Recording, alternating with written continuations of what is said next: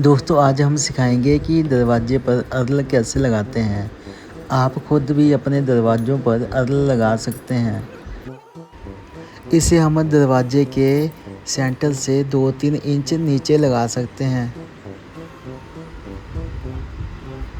अभी इसे मार्किंग करेंगे।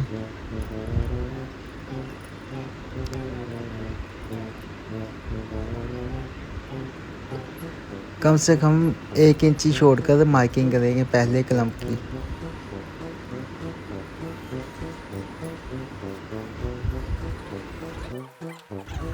अभी 2 सूत बिट से इसे होल करेंगे।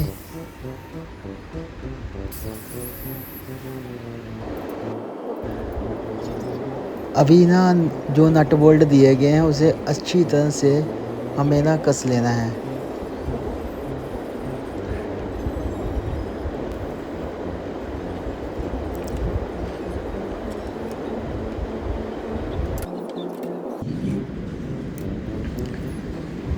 अभी दूसरे कलम पर लगाकर इसकी मार्किंग करेंगे।